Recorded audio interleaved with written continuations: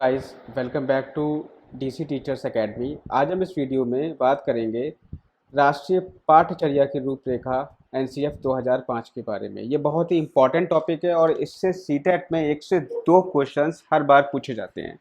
तो चलिए स्टार्ट करते हैं। वीडियो अच्छा लगे तो लाइक और सब्सक्राइब जरूर कर दीजिएगा। और इसमें मैंने एनसीएफ 2005 में कुछ भी नहीं छोड़ा है। जो भी आपको मिलेगा वो इसी टॉपिक में से जो मैं आपको पढ़ा रहा हूँ इसी वीडियो से सारा मिल जाएगा। तो सबसे पहले हम बात करें एनसीएफ 2005 की। तो सबसे पहले हमें यहाँ पढ़ना होता है पाठ्यचर्या निर्माण निर्देशक। मतलब यह है कि जो पाठ्यचर्या जो होती है, हमारा जो पाठ्यक्रम होता है, उसमें उसका निर्माण किस तरीके से किया जाना चाहिए उसके बारे में सबसे पहले हम बात करेंगे। तो सबसे पहला चीज़ तो यह है कि हमारा जो पाठ्यक्रम होना चाहिए, मतलब बच्चों का जो पाठ्यक्रम होना चाहिए, वो उसके ज्ञान को स्कूल के बाहर के जीवन से जोड़ता हुआ होना चाहिए। मतलब हम पाठ्यक्रम ऐसा बनाएं जिससे वो अपने ज्ञान को बाहरी एक वास्तविक जीवन से जोड़ सके। ठीक है, तो ये पहला पॉइंट ये इंपॉर्टेंट हो गया। इसके अलावा दूसरे पॉइंट पर हम आए तो पढ़ाई रटन प्रणाली से मुक्त होनी चाहिए। ठीक है, पढ़ाई हमारी जो होनी चाहिए उसमें एक तरीके से प्रायोगिकता, वास्तविक जीवन से जोड़ने की क्षमता। मतलब हमें किसी भी चीज़ को रटना नहीं चाहिए, बच्चे को रटवाना नहीं चाहिए। ठीक है, तो ये चीज़ इंपॉर्टेंट हो गई।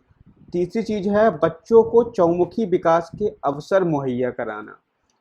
चहुमुखी विकास का मतलब ये होता है कि हर एक फील्ड में आपका विकास हो। ठीक है, जैसे शारीरिक विकास, मानसिक विकास, ठीक है, बुद्धि का विकास। तो ये सारी चीज़ें बच्चे का जो पूर्ण रूप से विकास के अवसर मुहैया कराए जाने चाहिए।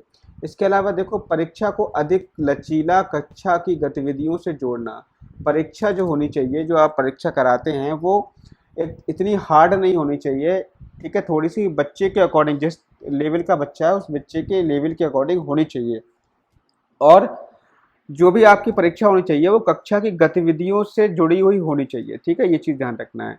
ऐसा नहीं है कि हम केवल कागज़ और कलम वाली ही परीक्षा लें। तो ये चीज़ आपको ध्यान रखनी है। परीक्षा जो होनी चाहिए वो आपकी कक्षा की गतिविधियों से जुड़ी हुई होनी चाहिए। इसके अलावा देखो, सामाजिक सांस्कृतिक यथार्थ पर विवेचनात्मक परिप्रेक्ष्य को विकसित करने वाली प्रक्रियाओं को पाठ्यचर्या में स्थान देना। अब देखो, कहने का मतलब यह है, कुछ हमारे पाठ्यचर्या जो हमारा सिलेबस होना चाहिए, जो हमारा पाठ्यक्रम होना चाहिए, उसमें सामाजिक सांस्कृतिक जो कुछ नियम होते हैं, जो संसार में जीवन जीने के लिए आवश्यक होते हैं, लोग किस तरीके से किन नियमों को मानते हैं, तो उन सभी चीज़ों के बारे में चर्चा होनी चाहिए। ठीक है, इसके अलावा देखो, छात्रों की सहभागिता क्षेत्र अवलोकन, अन्वेषण, विश्लेषण, विमर्श आदि होने चाहिए। मतलब यह है कि पाठ्यक्रम हमारा ऐसा हो जिसमें बच्चा उसका अच्छी तरीके से अवलोकन कर सके और उसको अन्वेषण करने में प्रोत्साहन मिले। ठीक है, फिर उन चीज़ों का विश्लेषण भी करे। तो ये सब चीज़ें पाठ्यक्रम में होनी चाहिए। ठीक है, तो ये चीज़ आपको ध्यान रखना, ये इम्पॉर्टेंट पॉइंट है। ठीक, इसके अलावा देखो, ज्ञान निर्माण में विद्यार्थियों की सहभागिता, रचनात्मकता, बच्चों की सोच, जिज्ञासा और प्रश्नों के लिए पर्याप्त स्थान देने के लिए बल देना चाहिए। कहने का मतलब ये हुआ कि जब जो भी आप चैप्टर पढ़ा रहे हो, चैप्टर पढ़ाने के बाद में जो अंत में जो प्रश्न होते हैं, वो प्रश्न जो हैं उन जो आपने चीज़ पढ़ाई है उससे संबंधित होना चाहिए। और प्रश्न ऐसे होने चाहिए जो आपको किसी भी चीज़ का अन्वेषण और विश्लेषण करने के लिए मजबूर कर दें। ठीक है, तो इसमें क्या होगा, जब प्रश्न अच्छे होंगे तो बच्चे अच्छी तरीके से सक्रिय सहभागिता करेंगे, बच्चे के अंदर रचनात्मकता आएगी, बच्चों की सोच डेवलप होगी, बच्चे के अंदर किसी नई चीज़ को समझने के लिए जिज्ञासा आएगी। ठीक है, और फिर इस तरीके से आपको ध्यान देना है। इसके अलावा देखो, जो पॉइंट नंबर 8 है वो है शिक्षा की राष्ट्रीय व्यवस्था को बहुलतावादी समाज में मजबूती प्रदान करना।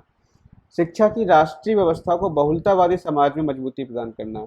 इसका मतलब ये हुआ कि जो शिक्षा की राष्ट्रीय व्यवस्था है, नेशनल अरेंजमेंट है, उसको जो होना चाहिए वो बहुलतावादी समाज के अकॉर्डिंग होना चाहिए। मतलब समाज में विभिन्न प्रकार के धर्म के, जाति के लोग होते हैं, तो हमारी जो पाठ्यक्रम होना चाहिए वो सभी लोगों के लिए एक जैसा होना चाहिए, नेशनल लेवल पे एक जैसा होना चाहिए। ठीक है, इसके अलावा देखो, संविधान में उल्लिखित मूल्यों जैसे सामाजिक न्याय, समता एवं धर्मनिरपेक्षता पर आधारित पाठचर्या का अभ्यास।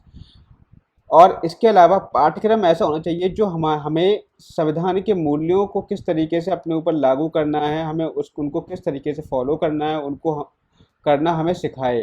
जैसे इसमें सामाजिक न्याय हो गया, ठीक है, समता एवं धर्मनिरपेक्षता हो गई। तो इन चीज़ों पर जो है अधिक बल देना चाहिए पाठ्यक्रम का निर्माण करते समय।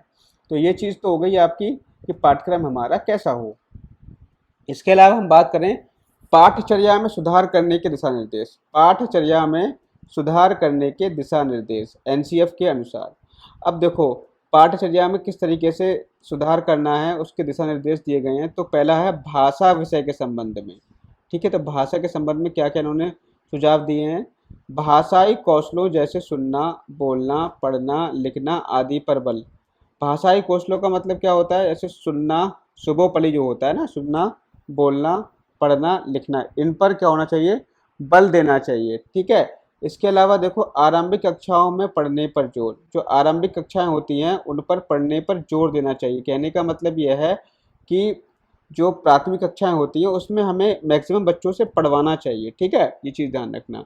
इसके अलावा त्रिभाषा फॉर्मूले, एक घरेलू भाषा, एक मातृभाषा और एक द्वितीय भाषा, ठीक है। जैसे त्रिभाषा का मतलब क्या हुआ, एक तो आपकी घरेलू भाषा होगी जो अपने आसपास गांव में जो आप लोकल लैंग्वेज बोलते हो, उसके अलावा एक आपकी मातृभाषा है हिंदी, और एक द्वितीय भाषा जैसे मान लो इंग्लिश हो गई, ठीक है। तो ये त्रिभाषा फॉर्मूले पर हमें जोर देना चाहिए।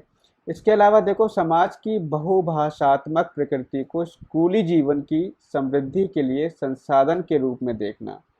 तो बहुभाषात्मक जो प्रकृति होती है समाज की, वो स्कूली जीवन की समृद्धि के लिए संसाधन के रूप में देखना। कहने का मतलब ये है जो बच्चे बहुभाषात्मक समाज, मतलब एक स्कूल है उसमें कई जगह दूर दूर से बच्चे जब आते हैं, मान लो कोई बच्चा बाहर से आया है, तो वहाँ पर क्या हो जाता है, एक बहुभाषात्मक समाज मतलब वो बन जाता है, क्लास बन जाती है आपकी।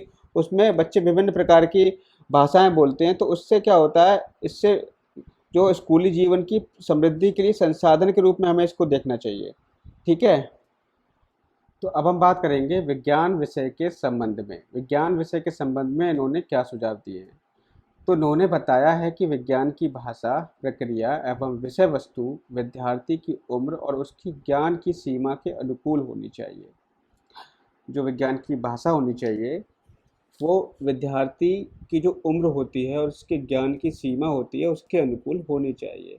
सभी प्रकार की परियोजनाओं के माध्यम से निकलने वाली सूचनाओं और समझ के आधार पर भारतीय पर्यावरण को लेकर एक सर्वसुलभ और पारदर्शी डाटाबेस तैयार करना। कहने का मतलब ये है कि जो भी परियोजनाएं सरकार द्वारा लागू की गई है और जो भी सूचनाएं और समझ के आधार पर भारतीय पर्यावरण के संबंध में जो भी सूचनाएं और परियोजनाएं लागू की गई थी, उनसे जो रिजल्ट आया है उसको लेकर के एक सर्वसुलभ और पारदर्शी डाटाबेस तैयार करना। कहने का मतलब यह है कि जो सिलेबस जो होता है ना विज्ञान का, विज्ञान के सिलेबस में जो भी नई नई खोजें होती रहती है उसको इंक्लूड कर देना। इसका मतलब यहाँ पर ये हुआ, ठीक है। तो ये चीज़ यहाँ पर दूसरा पॉइंट हो गया। इसके अलावा देखो विज्ञान की शिक्षा में इस प्रकार का परिवर्तन एवं सुधार करना चाहिए कि प्रत्येक बच्चा प्रतिदिन के कार्यों को अनुभवों को परखने एवं जांचने और उनका विश्लेषण करने में सक्षम बन जाए। तो कहने का मतलब यहाँ पर क्या हुआ कि विज्ञान की शिक्षा में ऐसा परिवर्तन और सुधार किया जाए कि प्रत्येक बच्चा प्रतिदिन के कार्यों को, अनुभवों को परखने और जांचने और उनका विश्लेषण करने में सक्षम बन जाए। तो जैसे हमने क्लास में बच्चों को कुछ भी सिखाया, ठीक है, जब क्लास में हमने बच्चों को जो सिखाया वो हमें तुरंत ही उसके वास्तविक जीवन से जोड़ देना चाहिए, ठीक है। तो जब वो वास्तविक जीवन में वो कार्य करेगा तो क्या करेगा, उसको वो हमेशा के लिए याद रखेगा, उसका जो अधिगम होगा वो स्थायी हो जाएगा, काफ़ी टाइम के लिए वो उस चीज़ को याद रखेगा। तो ये चीज़ आपको ध्यान रखनी है विज्ञान की शिक्षा के अंतर्गत। इसके अलावा देखो गणित विषय के संबंध में क्या बताया है एनसीएफ ने। इन्होंने बताया कि गणित शिक्षण का मुख्य लक्ष्य औपचारिक एवं यांत्रिक क्रियाओं का ज्ञान प्रदान करना ना होकर गणितीकरण होना चाहिए। मतलब यह है कि इसका जो मुख्य लक्ष्य होता है केवल औपचारिक एवं यांत्रिक क्रियाओं का ज्ञान प्रदान नहीं करना होना चाहिए बल्कि गणितीकरण होना चाहिए। मतलब यह है कि गणित का जो हम जो भी पढ़ रहे हैं उसका हम वास्तविक जीवन में किस तरीके से हम प्रयोग करें, वो चीज़ इसमें होनी चाहिए। इसके अलावा गणित की शिक्षण से बच्चों की तार्किक सोचने की क्षमता, अमूर्तों के निर्माण व दृष्टिकरण की क्षमता का विकास होना चाहिए। देखो गणित के शिक्षण इस प्रकार का होना चाहिए जिससे कि बच्चों को सोचने की क्षमता, तार्किक रूप से सोचने की क्षमता बढ़े। अमूर्तनों का निर्माण, मतलब अमूर्तनों का निर्माण ही वही होता है कि मतलब कल्पनात्मक रूप से सोचना, ठीक है, जो चीज़ आपके सामने नहीं है उसके बारे में सोचना, ठीक है, उसे कहते हैं अमूर्तनों का निर्माण। इसके अलावा दृष्टिकरण की क्षमता का विकास होना चाहिए। दृष्टिकरण की क्षमता का मतलब ये होता है कि आप किसी भी चीज़ को देख करके किस तरीके से उसके बारे में सोच रहे हो, क्या आप उसको एनालिसिस कर पा रहे हो किसी वस्तु के बारे में या नहीं। तो ये सब चीज़ें जो होती हैं गणित के शिक्षण में शामिल होनी चाहिए। गणित से हमारी जो तार्किक शक्ति होती है ना वो बहुत मजबूत होती है, ठीक है। तीसरा जो पॉइंट है वो है गणित का दायरा विस्तृत करने व इसे दूसरे विषयों से जोड़ने पर बल दिया जाना चाहिए। तो समझ में आ ही गया होगा आपको। अब हम बात करेंगे सामाजिक विज्ञान के संबंध में। सामाजिक विज्ञान के संबंध में क्या बताया गया है, बच्चों में सामाजिक अवधारणा को विकसित करना। ये तो बात क्लियर हो गई होगी। सामाजिक अवधारणा मतलब बच्चा अपने आप को समाज से किस प्रकार से जोड़े, उसकी अवधारणा को विकसित करना। नागरिक शास्त्र को राजनीति शास्त्र में तब्दील कर दिया जाए, ठीक है। इसके अलावा देखो प्रमुख राष्ट्रीय चिंताओं जैसे मानवाधिकार, लैंगिक न्याय, अल्पसंख्यकों, हाशिए पर धकेल दिए समूह के प्रति संवेदनशीलता को विकसित करने के लिए अनुशासनात्मक दृष्टिकोण चलाया जाए, ठीक है।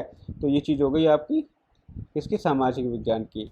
अब हम बात कर लें यहाँ पर अब हम बात करेंगे, एक मिनट छोटा कर लूँ इसको ज़रा। हाँ, यहाँ पर देखो एनसीएफ के अनुसार कक्षा कक्ष में पाठ्यक्रम क्रियाएं। अब देखो एनसीएफ ने कक्षा कक्ष में जो पाठ्यक्रम क्रियाएं हैं उनके बारे में क्या क्या बताया है, ये हमारे लिए इम्पोर्टेंट भी है, ठीक है। तो अब हम यहाँ पर देखेंगे, देखिए पहला है पाठचर्या एवं समूह चर्चा पर बल। पहला क्या है, पाठचर्या एवं समूह चर्चा पर बल। तो यहाँ पर कक्षा में हमें परिचर्चा या पाठ चर्चा बात एक ही है, एवं समूह चर्चा पे बल। समूह चर्चा का मतलब हुआ कि आप बच्चों का ग्रुप बना दिया और ग्रुप में आपने एक टॉपिक दे दिया और शिक्षक भी उसी में शामिल है। तो बच्चे क्या करेंगे, उस टॉपिक पर चर्चा करेंगे और शिक्षक उनको देखेगा कि किस तरीके से ये लोग उस टॉपिक पर चर्चा कर रहे हैं, ठीक। इसके अलावा नाटक, प्रस्तुति, वाचन, गायन आदि पर बल। ये सब कक्षा कक्ष में होना चाहिए जिससे कि बच्चे के अंदर पढ़ाई करने के लिए रोचकता बनी रहे, ठीक है। और इसके अलावा देखो थर्ड पॉइंट है पोस्टर, चित्र एवं स्वयं आरेख बनाने पर बल।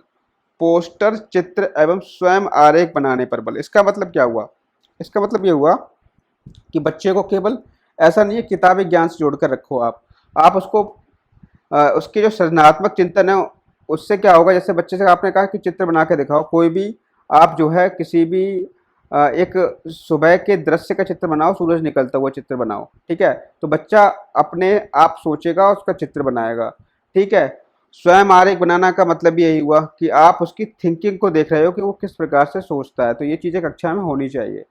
सामुदायिक गतिविधियों पर बल। सामुदायिक गतिविधियां क्या होती हैं कि जो एक समूह के लोग, एक समुदाय के लोग जो मिलकर गतिविधियां करते हैं वो सामुदायिक गतिविधियां कहलाती हैं, ठीक है। जैसे एक समूह जो होता है कि उनका एक विशेष त्यौहार मनाना, ठीक है, और किसी समूह द्वारा कोई विशेष कार्य करना, ठीक है। तो ये चीज़ें होती हैं, सामुदायिक गतिविधियों पर बल दिया जाना चाहिए, ठीक है।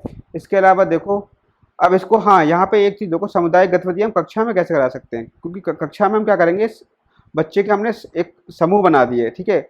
तो बच्चों से कह दिया कि ये आपका जो समूह है वो आप मान लो कि आप एक राजस्थान से आए हो और राजस्थान में लोग किस तरीके से कपड़े पहनते हैं, किस तरीके से वहाँ के लोग अपना जीवन व्यतीत करते हैं, कौन कौन सा त्यौहार मनाते हैं, तो इन सब चीज़ों के बारे में बताओगे। एक ग्रुप को आपने दे दिया कि आप जो है कश्मीर के जीवन का चित्र, मतलब कश्मीर के जीवन पर आप वो करोगे, तो कश्मीर के लोग किस तरीके से रहते हैं, क्या पहनते हैं, क्या खाते हैं, इस तरीके के बारे में बताना। तो इस तरीके से सामुदायिक गतिविधियों पर हमें बल दिया जाना चाहिए। इसके अलावा देखो उत्पादकीय गतिविधियां, सांस्कृतिक एवं साहित्यिक गतिविधियों पर बल, ये तो आपको पता ही होगा। इसके अलावा देखो खेलकूद, एनसीसी, एनएसएस गतिविधियों पर बल, ये तो अभी भी होती भी हैं, ठीक है।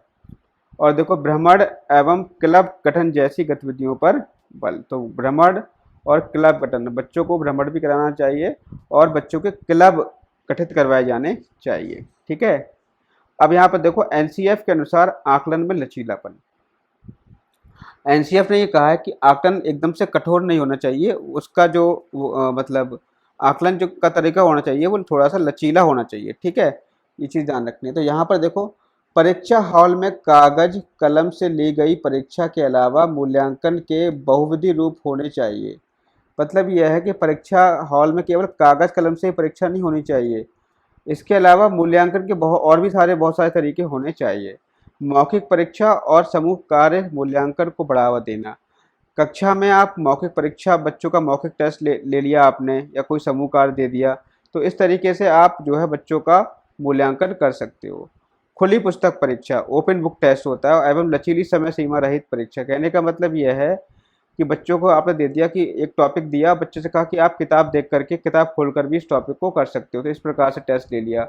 और एक चीज़ टेस्ट होती है कि आप वैसे आप बच्चे का एक समय सीमा होती है कि बच्चे 3 घंटे के अंदर करेंगे, ठीक है, ये समय सीमा होती है कि आपको 3 घंटे के अंदर पेपर करना है। लेकिन लचीली समय सीमा रहित परीक्षा का मतलब ये होता है कि समय की कोई भी सीमा वहाँ पर नहीं है, या हम ये कह सकते हैं कि समय की सीमा है तो थोड़ी सी बढ़ा दी जाए, इस तरीके से, ठीक है। देश भर में प्रायोगिक तौर पर लागू करना, तो ये हमें इस तरीके का प्रोविज़न देश भर में प्रायोगिक तरीके के तौर पर लागू करना चाहिए। इसके अलावा देखो, परीक्षार्थियों को वांछनीय जानकारी जैसे त्रिकोणमितीय आकृतियाँ, नक्शे, इतिहास की तिथियाँ, सूत्र आदि देकर इस दिशा में मोड़ दिया जाए। कहने का मतलब यह है कि विद्यार्थियों को जो है, जो भी उनके लिए इम्पोर्टेंट जानकारी है, जैसे त्रिकोणमितीय आकृतियाँ होती हैं, नक्शे हैं, इतिहास की तिथियाँ हैं, इनमें बच्चों का इंटरेस्ट डेवलप करना चाहिए, ठीक है। इसके अलावा देखो, परीक्षा प्रणाली को अधिक मुक्त, लचीला, रचनात्मक एवं सरल बनाना।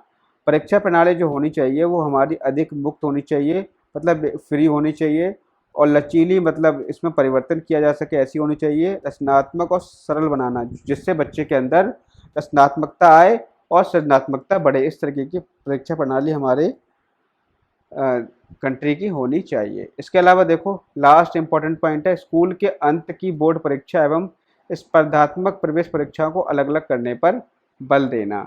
तो देखो, कहने का मतलब ये है यहाँ पर कि कुछ स्कूल क्या होते हैं, स्कूल के अंत में जो बोर्ड परीक्षा होती है उसके आधार पर एडमिशन लेते हैं, ठीक है।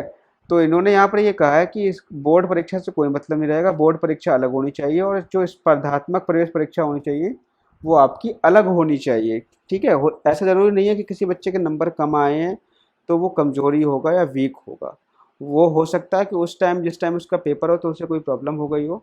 तो इसीलिए जो आपकी स्पर्धात्मक प्रवेश परीक्षा और जो बोर्ड परीक्षा होनी चाहिए वो अलग अलग होनी चाहिए। तो ये पॉइंट यहाँ पे इम्पोर्टेंट थे, और ये वीडियो आपके लिए बहुत ही ज़्यादा इम्पोर्टेंट है, और इस चीज़ को आपको ध्यान रखना है। ये एक एक पॉइंट इसमें इम्पोर्टेंट है। बस एग्ज़ाम से अगर आप एक दिन पहले इस वीडियो को देख के चले जाओगे ना, तो आपको 100% फ़ायदा मिलेगा, ठीक है। तो अगर आपको वीडियो अच्छा लगा हो तो लाइक और सब्सक्राइब तो कर दीजिएगा। मिलते